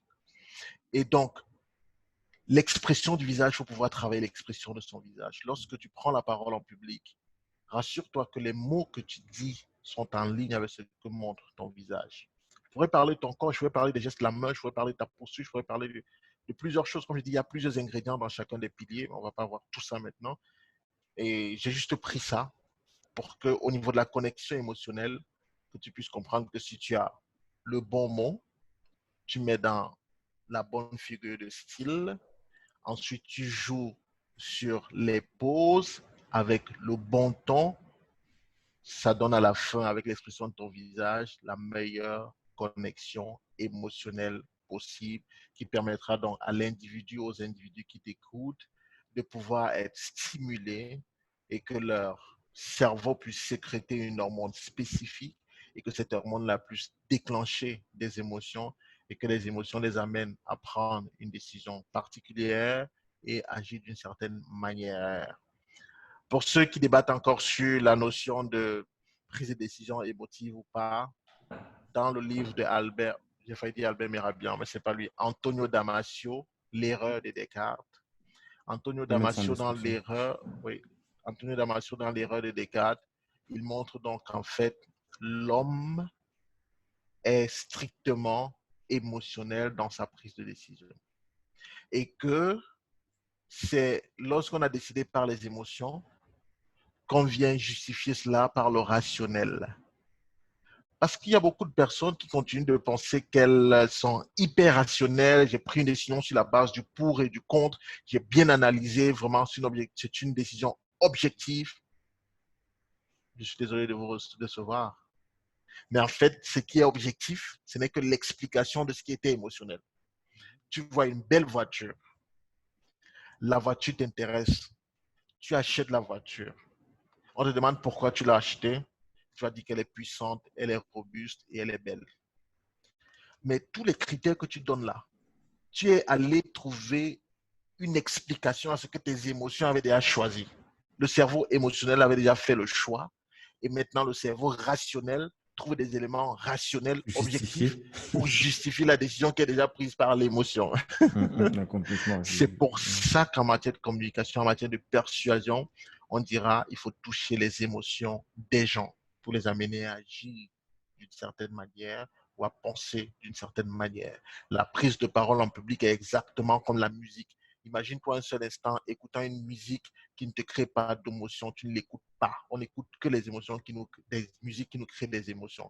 Parce que la structure musicale est la même que la structure oratoire. En matière de musique, il y a un début, il y a un temps fort et il y a une fin. En matière de prise de parole en public, il y a un début, il y a un temps fort et il y a une fin. Magnifique. Donc, tout à l'heure, Voilà. tu parlais justement des éléments qui ont défrayé la chronique. Tu sais que tu as fait plein d'analyses, notamment aussi le discours de Maurice Kamto, un ex-candidat à la présidence du Cameroun. On ne va pas rentrer dans les débats partisans, politico-politiques. On est là en train de travailler, on est en train de faire une analyse. euh, euh, on parle de l'analyse de discours. Donc, on est vraiment sur quelque chose de très, très analytique qui n'a rien à voir avec les débats ou euh, euh, avec des clans, en fait. Donc, c'est complètement apolitique et on veut juste illustrer des idées. Je dis ça en avance, en fait, pour les personnes qui vont venir peut-être essayer de créer des clans et tout. On n'est pas dans ça. C'est dans un autre, c'est dans un autre canal que vous pouvez débattre de ces clans. Qui est pour, qui est contre. Non, on est sur le discours, le langage et tous ces éléments émotionnels et psychologiques que l'on pourrait potentiellement utiliser pour soi ou pour son entreprise pour pouvoir véhiculer des idées et des idées positives parce que nous on parle avec une certaine éthique aussi. Donc, tu as fait pour Maurice Kamto, d'autres personnes que je ne sais pas, et Lady Ponce aussi. Moi, c'est ça qui a le plus attiré mon attention parce que je ne suis pas particulièrement, pas que j'écoute pas la musique ou l'actualité musicale du Cameroun, mais je suis pas forcément le spécialiste en fait de ces sujets-là. Et toi, te suivant, toi, écouter un petit peu tes analyses, pousser sur d'autres profils qu'on a plus en commun, tu vois, qui ne sont pas forcément dans le cadre de la musique. J'étais très surpris quand j'ai vu analyse du live de Lady Project. Qu'est-ce qu'il va se foutre à aller analyser un truc qui, tu vois. J'avais même pas écouté, en fait. C'est après avoir écouté ton truc, je pars, je réécoute maintenant. C'était un live, ça a duré, ça fait, je sais pas, plus d'une heure, je sais pas Plus combien de d'une temps. heure, ouais. Il y avait plus de 50 000 personnes. Non, plus de 100 000, non, 50, Oui, mais je plus crois de qu'il y a 5, 56 000, ouais, 50. plus Parce que j'ai 50 vu 000 personnes. des screenshots là que les gens ont fait pour comparer avec Oui, le live que Mark Zuckerberg a fait par rapport au Covid-19. Donc, ouais. je rappelle, nous sommes le 5 avril 2020 en plein confinement. Donc, pour ceux qui Oui. écoutent plus tard, j'ai vu il y a des screenshots qu'ils ont fait là pour montrer que mais lui, il fait son truc, il a moins de 50 000 personnes et elle, elle fait un truc un petit peu, je dirais, gossip, entre Ouais. guillemets, et il y a plus de 50 000 donc il dépasse même le créateur de la plateforme. Donc, ça m'a beaucoup, beaucoup intéressé et moi, j'ai découvert une autre personnalité, en fait, tu vois. C'est au-delà de l'artiste, en fait, ça m'a frappé. Je ne m'attendais pas, en fait. Je ne sais pas si c'est une compétence qu'elle avait déjà de base. Du moins, même si même si elle s'est fait accompagner, je pense qu'il y a déjà quelque chose parce qu'au niveau de la gestuelle, au niveau tout ce que tu expliquais là, tu vas nous dire un petit peu plus, mais tout ce que tu expliquais, en fait, on retrouvait ça dans sa façon de s'exprimer. Le recadrage émotionnel, le ton de sa voix, le contexte, à qui aussi est-ce qu'elle s'agresse parce qu'elle connaît un petit peu la communauté camerounaise qui est, c'est vrai, l'être humain est de nature émotive, mais chez nous, franchement, nous, c'est le summum, quoi. Tout ce qu'on fait, c'est toujours les émotions, en fait. On réagit toujours à la seconde par rapport à l'émotion. Donc, elle savait à qui elle s'agressait. Elle utilisait un certain ton, tu vas nous expliquer, une certaine façon de recadrer, surtout ça, le recadrage émotionnel, tu vois. Ce pourquoi les gens débattaient, en fait. C'était pas le sujet qu'elle a traité en priorité, mais elle a su choisir, en fait, un angle pour mettre le cerveau des gens dans un certain contexte et leur faire véhiculer un certain message, leur faire ressentir une certaine émotion et sortir à la fin avec un aura qui est entre guillemets un peu plus blanchi, tu vois. La preuve, on n'en parle presque plus aujourd'hui. Pourtant, avant qu'elle ne s'exprime, c'était... donc, je voulais que tu essaies un petit peu de de peut-être contextualiser un petit peu le truc. Je répète, on n'est pas dans le débat qui a tort, qui a raison, mais de contextualiser peut-être par rapport à Dieu Cyclone, par exemple, son mari, pour résumer rapidement pour ceux qui n'ont pas entendu parler de cette histoire. Écoute, merci beaucoup de me donner l'opportunité de parler des analyses que j'ai fait pour les discours. J'en ai fait pour le président Emmanuel Macron. Mhm. J'en ai fait pour le Premier ministre Je pense que québécois François je vais Legault. mettre tous les liens en description. Franchement, c'est OK. super intéressant. Je pense que c'est très, très intéressant. C'est une autre façon, en fait, d'apprécier les choses en prenant de la distance. Surtout pour Tout quelqu'un à qui fait. n'appartient pas forcément au pays, tu vois. Donc, peut-être tu peux plus facilement te détacher, écouter un petit peu et voir la puissance, en fait, de cette compétence, de cet outil-là. Donc, je te laisse continuer. Tout à fait, effectivement. Et je voulais dire, c'est un peu dommage que, parlant par exemple du professeur Boris Kamto, que les gens n'aient pas pris la peine d'écouter parce que 90% des personnes qui criaient, qui râlaient, qui critiquaient et tout, n'ont même pas pris la peine d'écouter l'analyse. Déjà, quand j'ai annoncé que je ferais l'analyse, ça a défrayé la Ouais. chronique, quoi. Les gens, et maintenant, quand la vidéo est sortie, les gens s'y allaient dans tous les sens. C'est ce qu'on disait Et avant, quoi, de façon oui, émotionnelle, sans même aller, tu vois, toujours la réaction c'est impulsive. ça. De se dire, je peux aller, peut-être que je peux trouver, je vais voir, peut-être que je vais même aller chercher la connerie que Brice aura faite dans son analyse et puis, boum, je vais la mettre en avant, quoi. Je veux dire que moi, j'aurais réfléchi comme ça, je me serais dit, ah, ok, peut-être que c'est un partisan de Ouais. Maurice Kamto, Juste les encore comme mots-clés, c'était le Maurice cas. Voilà. Kamto, Lady Ponce, les mots-clés, tac, le cerveau se Bam, retourne, tu vois. c'est ça. Donc, pourtant, il y a de la vraie science derrière. Si on prend le cas de Lady Ponce, qui avait une situation assez difficile, privée, qui s'est retrouvée sur la toile et qui a défrayé la chronique, euh, il était important pour elle de redorer son blason. Un Mhm. peu Peut-être tu peux comme, résumer rapidement, on va pas entrer dans les détails, quoi, ouais, pour résumer rapidement le fait que son mari a posté des trucs, en fait, sur les réseaux. Comment on dit ça en français? les réseaux sociaux. Ouais, je vais dire, quand tu trompes ta famille, un mot qu'on utilise là, ou bien quand Elle a été l'inverse. coquifiée. Ouais, enfin, Coquifiée. il était cocufié et il a fait Ouais, des screenshots et c'est ça ouais, qu'il a posté en fait sur les réseaux pour oui, tout à fait. montrer à quel point, ouais, elle est immonde, comment est-ce que, parce qu'ils sont mariés légalement, le fait que l'adultère, c'est le mot que je cherchais, voilà, le fait qu'elle a L'adultère. l'adultère et tout, on rentre pas dans les détails et tout, mais du moins, il y a des screenshots de ces conversations avec un petit peu sexualisé, enfin pas un petit peu, vraiment sexualisé, mais avec d'autres hommes qui ne sont pas son mari en fait, officiel. Mm, Et c'est de ça dont il était question. Et elle, c'est une artiste phare au Cameroun. Elle fait partie quand même des piliers en termes de notoriété et même à l'international, ce qui fait que c'était vraiment du très bad buzz pour quelqu'un de son acabit en fait. Et pendant plusieurs jours, elle n'a pas répondu à ça. Et non, moi, je suis pas, je regarde pas ces trucs gossip là, mais tu m'as envoyé, tu m'as fallu regarder tout ça parce que je voulais, mais je te laisse continuer à développer le truc. Oui, mais tu as très bien planté le décor. Tu as très bien planté le décor, Guy Bertal, et c'est ce qui donc s'est passé. Et puis maintenant, il fallait qu'elle redore son blason, il fallait qu'elle prouve qu'elle n'est pas cette dame dont tout le monde parlait, sur laquelle tout le monde s'est rué. Et elle a utilisé une technique qu'utilisent en général justement les célébrités lorsqu'elles sont face à des bad buzz. En général, ce qu'elles font, c'est qu'elles convoquent un journaliste ou la presse et puis essayent de donner une interview comme une sorte de droit de réponse. Et elle a su Mhm. très bien le faire. Et ce faisant, elle a très bien su utiliser les éléments de communication persuasive à travers sa posture, à travers les mots qu'elle a prononcés, à travers les angles de présentation des choses. C'était très bien fait, comme je l'ai dit. Et puis j'ai relevé quelques deux ou trois choses qu'elle aurait pu davantage améliorer dans le cadre de son discours. Mhm. Et à la fin de la journée, c'est qu'elle a réussi à transmettre une émotion spécifique. Elle nous a rendu, pour les personnes qui ont été touchées par son discours, elle nous a rendu presque coupables de l'avoir jugée. Moi, je ne l'ai pas jugée, moi, je n'avais pas regardé. Moi non plus, je ne Et m'intéresse c'est pas à ce ça, genre en de fait, choses. la performance, en fait. Le sentiment que tu as à la fin que, ouais, là, j'ai pas été cool Retournez du la tout, quoi, ouais. situation. Mais Retournez la franchement, situation Dupont-Moretti. Quand Dupont-Moretti arrive à la barre et que vous êtes en train d'accuser quelqu'un d'avoir tué, on vous a les preuves que la personne a tué.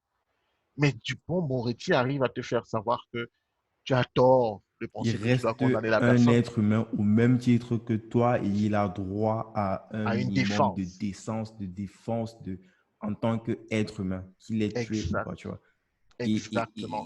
Qu'on soit d'accord ou pas, Il euh, réussit à faire son job. Il réussit, il ça fait réussit. du sens en fait si on parle de la définition même de qu'est-ce que c'est qu'un avocat, parce que là on remet même en fait on remet même en question le fait qu'il ait une défense. Donc pour les gens en fait, Mhm. là on fait une description hein, franchement par Une je digression ne pour sais plus si le, c'était par rapport à l'affaire Mira, si je ne me trompe pas, c'est Mohamed Mira, je crois si je Mohamed, oui, je pense m'abuse. que Ouais, ouais. Mohamed Mira, ouais. On remettait en fait en cause le fait que cette personne, il est même un avocat en fait, tu vois. Et la façon dont Éric Dupond-Moretti a pris la chose, tu vois, quand je me mets à la place en fait des victimes, tu vois, c'est clair que je C'est compatis difficile. clairement. Je ne sais pas si c'est parce que peut-être je ne suis pas à leur place, mais lorsque tu prends un petit peu de la distance et tu écoutes son plaidoyer, Ça fait du sens. ça fait du sens en fait. Parce que sinon, en fait, ben, ça casse le métier en fait. Ça veut dire que le métier d'avocat n'a plus la même définition de l'époque, quoi, tu vois. Tu sais, comme je dis, moi, ce qui m'intéresse, c'est la capacité que peut avoir un individu à faire passer son message, à réussir à influencer la façon de penser des gens et à la fin de la journée, amener les gens à agir d'une certaine manière. Après, selon nos valeurs, selon notre éthique, on peut questionner les mobiles de, de la personne et tout ça. Mais justement, comme tu l'as dit, moi, ces aspects-là, moi, quand j'ai décrit, par exemple, les discours, je veux pas, parce que j'aurais pu dire que, OK, Lady Ponce, elle a trompé son mari, c'était visible, on a les preuves et tout ça, elle mérite même pas. Mais moi, je me suis dit, c'est une prise de parole en public, je veux bien voir comment est-ce qu'elle va gérer ça. Il y a Mhm. R. Kelly, qui l'année dernière, il y a 2 ans, ou l'année dernière, je crois, en début d'année dernière, a été incarcéré parce qu'il avait été accusé de problèmes de mœurs. Il a convoqué une journaliste et il a pleuré, il s'est déchiré devant la journaliste et tout. Moi, ça m'intéresse de voir ça, comment est-ce que quelqu'un peut réussir à communiquer quelque chose et tout. Et c'est ça que moi, je m'avais cherché chez cette personne. Et elle a réussi à le faire. Donc, elle a réussi à le faire. Et le dernier discours en date que j'ai décrypté, c'était celui de Maurice Kamto, le professeur Maurice Kamto, qui est un homme politique camerounais.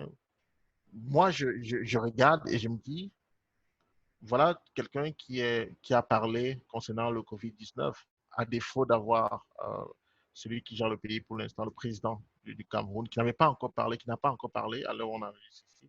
Je ne pouvais pas analyser son discours puisque c'est analysé pour Et Macron. c'est logique. Tu as Macron, Justin Trudeau, Oui, pareil. Donc, Legault, François Legault. on s'attend à ce que ben, la suite, c'est ton nom.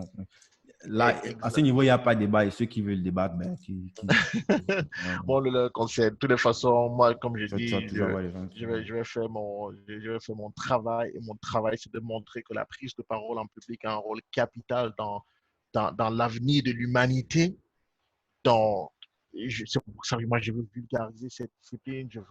Je veux en être l'évangéliste, comme les gens m'ont souvent appelé l'évangéliste de l'art oratoire, parce que justement, je pense que c'est une compétence qu'on doit pouvoir développer. Ça ne doit pas être une affaire d'élite.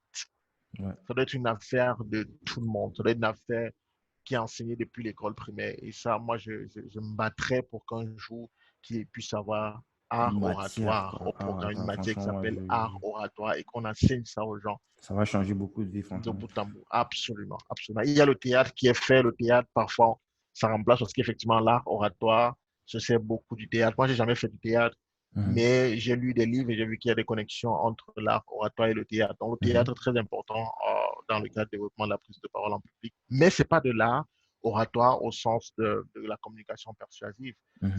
C'est une discipline, c'est une autre discipline qui est le théâtre, qui s'appelle le théâtre, mais qui nécessite que tu puisses t'exprimer, que tu puisses avoir des mises en scène, que tu puisses jouer des rôles pour transmettre des Toujours émotions. faire ressentir des émotions, effectivement, c'est C'est ça. le point commun. Yes. Voilà. Hum, c'est vrai qu'on a balayé le point de Toastmaster, mais on n'a pas vraiment parlé des trophées dont tu as remporté. Parce que on n'a pas parlé de tous les trophées. On ne va pas forcément parler de tout, mais il y a quand même, tu as quand Ouais. même, tu vas fatiguer les gens quand même.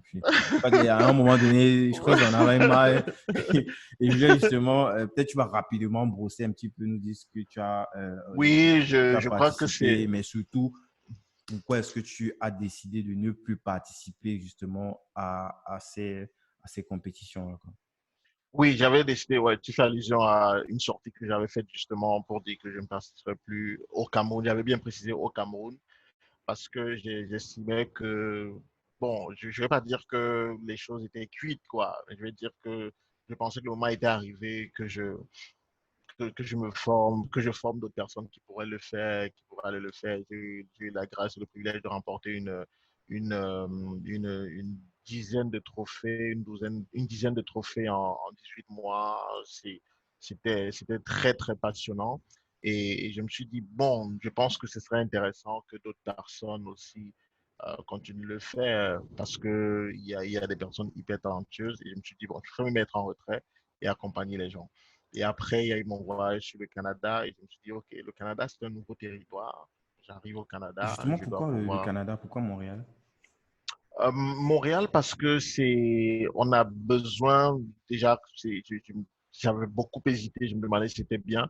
Mais aujourd'hui, je ne regrette pas, je pense que c'était une bonne décision que j'ai prise parce cette décision-là me permet justement de me connecter davantage à ma destinée. Aujourd'hui, je suis davantage exposé à des outils que j'arrivais pas à voir pendant que j'étais à Douala. Aujourd'hui, à Montréal, la première chose que j'ai visitée quand je suis arrivé ici, c'était la bibliothèque. Je suis, je suis entré à la bibliothèque, À je d'autres voulais lire personnes m'ont dit, tous mais les c'est livres. bizarre, c'est quoi ce Renoir qui dit la bibliothèque? C'est plutôt l'inverse, généralement. Si on veut cacher des trucs, on va plutôt cacher ça dans des livres, quoi. Ouais, c'est Les ce Noirs, qu'on ils ne dit, lisent mais pas. c'est des stéréotypes, c'est en généralisme. Mais bon, je pense qu'il y a aussi des Caucasiens qui ne lisent pas beaucoup.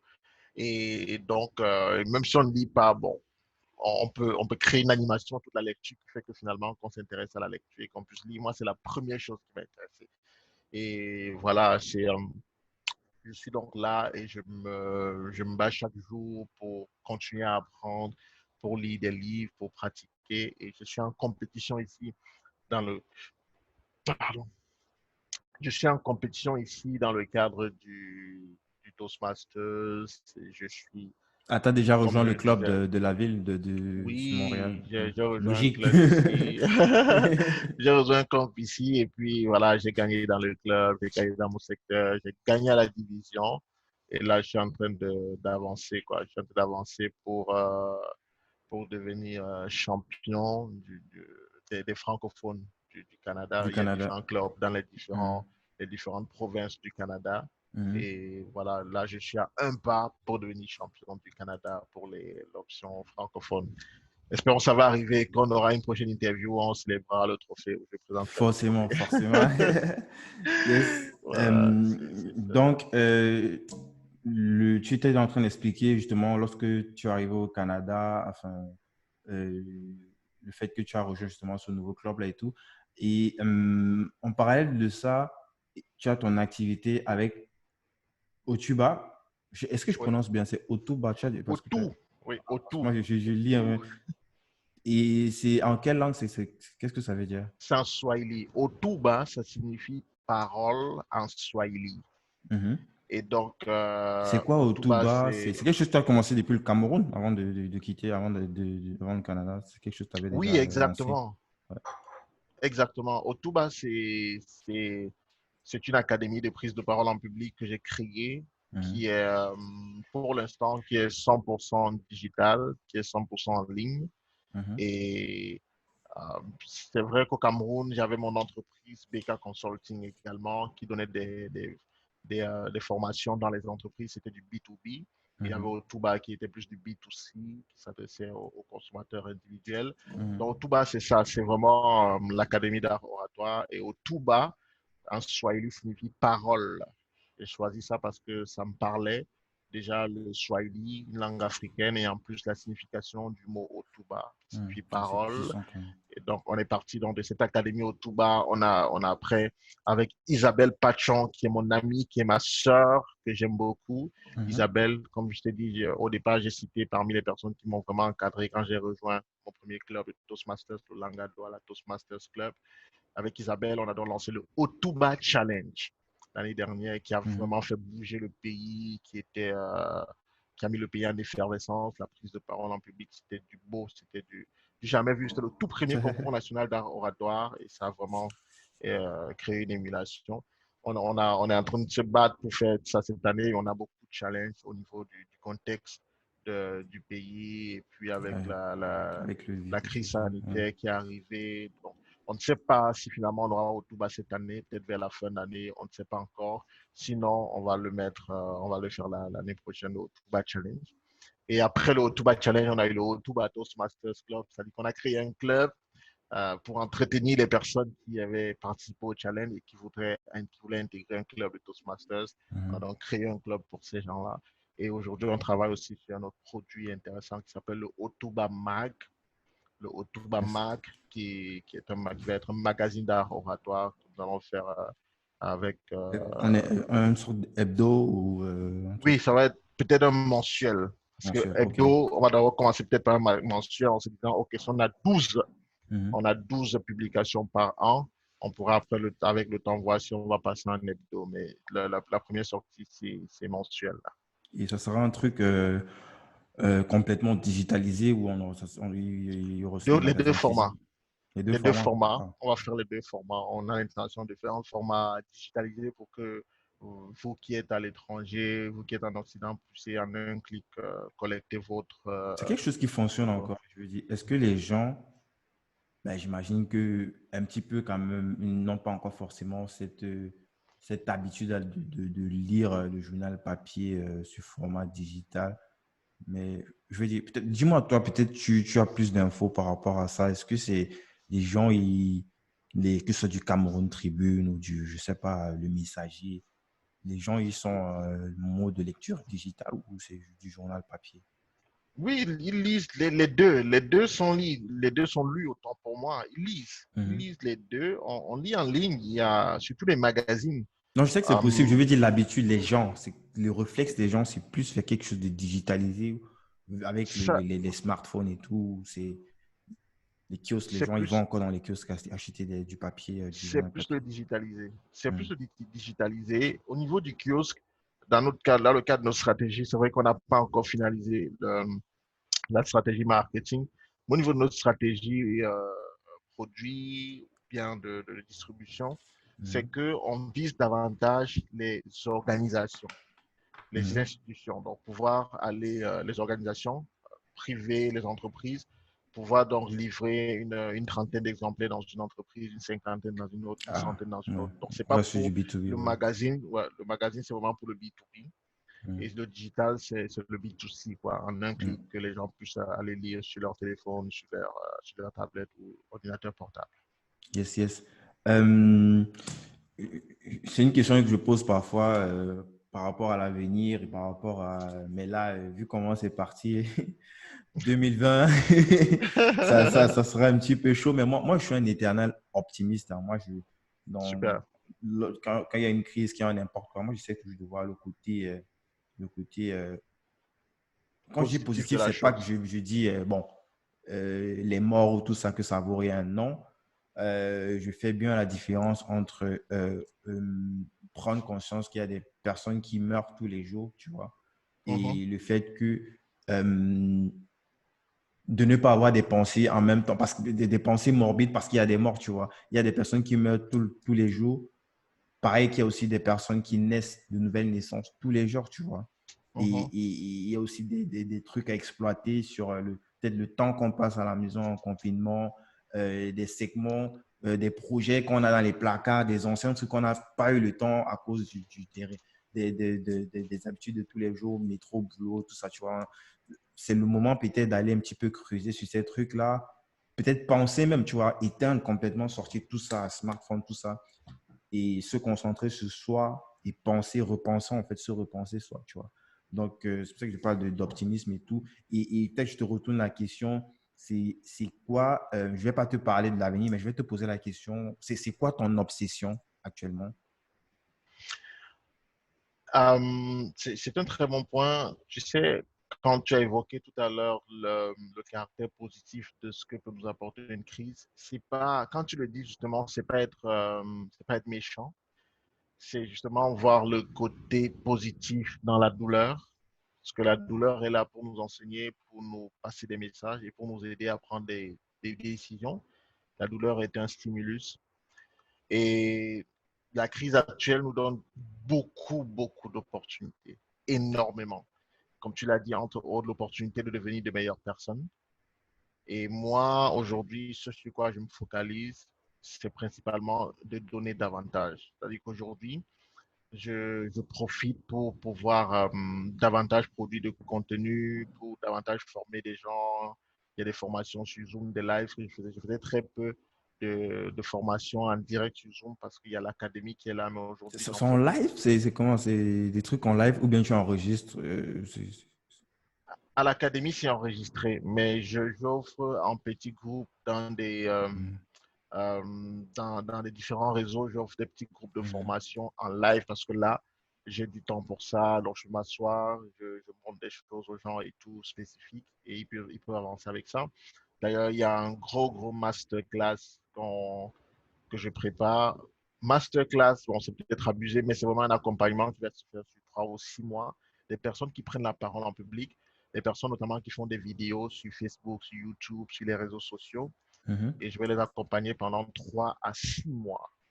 Et ça, aujourd'hui, tu vois, c'est C'est bienvenu. c'est comment pour rejoindre cette C'est- c'est- masterclass-là ou cet accompagnement-là?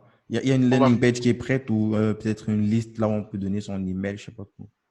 oui, on va communiquer dessus. On va vous donner le- on va vous envoyer la mailing list ou bien l'adresse email où il faudra nous contacter. Mhm. On va envoyer peut-être la landing page, la page de vente qu'on va diffuser très Mhm. bientôt. Mais déjà, au moment de la C'est pas de publication la de cette, formation, tu as dit, c'est un accompagnement. Pour que les c'est un gens ils accompagnement. comprennent bien, c'est pas une formation vidéo. Même si tu en as, là, c'est de l'accompagnement. Ça veut dire qu'il y aura des calls, peut-être un, deux calls par semaine, peut-être des échanges par email et tout. C'est de ça dont il s'agit, si je comprends Oui, bien. ça va être les deux, en fait. C'est-à-dire que ces personnes auront une période où elles vont d'abord passer à l'académie, c'est 6 semaines de formation. Et après les 6 semaines de formation, on va donc rentrer dans le coaching, où il y aura donc cet accompagnement hebdomadaire sur la base des vidéos qu'elles veulent faire. Elles veulent faire une vidéo, quel est le script, les mots, comment est-ce qu'elle va rendre ça, quel sera le rendu, quel Mhm. sera au niveau du vocal et de la gestuelle, comment est-ce qu'elle doit se comporter. Donc, on va aura un accompagnement comme ça pour qu'elle fasse des vidéos beaucoup plus impactantes d'un point de vue oratoire sur 3 à 6 mois. Donc, effectivement, c'est une formation à la fois formation et coaching. Donc, formation au préalable et ensuite coaching. À l'heure où nous faisons cette vidéo, euh, à l'heure où elle sera diffusée, probablement, il y aura au moins l'adresse email où nous contacter si on est Mhm. intéressé avec un titre spécifique en attendant la landing page. Ça fait que quand on aura tout fini en matière de communication dessus, on pourra donc envoyer un email à ces personnes leur disant voici la page, vous pouvez vous inscrire, voici la page de vente, Yes. inscrivez-vous ici. Mais on va mettre au Pas moins de souci, l'adresse on email va mettre en ça en attendant. description et au moment où c'est prêt, tu peux m'envoyer comme ça, je peux balancer ça comme j'ai mes newsletters là, je peux balancer aussi ça plus tard pour ceux qui Ok, veulent une page ou directement s'enregistrer. Donc, d'accord. merci beaucoup, Brice. Franchement, moi, j'ai beaucoup appris. Je suis sûr que plein de personnes aussi. Et il y a des gens qui vont même découvrir, comme je disais tantôt, il y a des gens qui vont découvrir ce sujet-là, cette compétence-là. Et j'espère que ça va en édifier plus d'un. Peut-être une dernière. Est-ce que tu penses qu'il y a une question que j'ai oublié de te poser?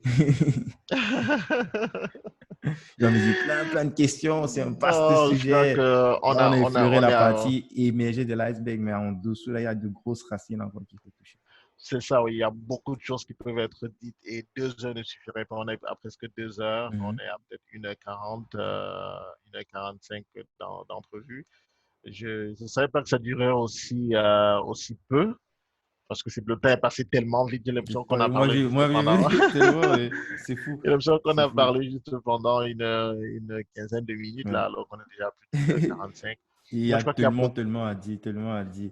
C'est Peut-être la ça. meilleure façon, c'est, il y a une chaîne YouTube. On n'a même pas parlé de ça. Tu as un podcast aussi.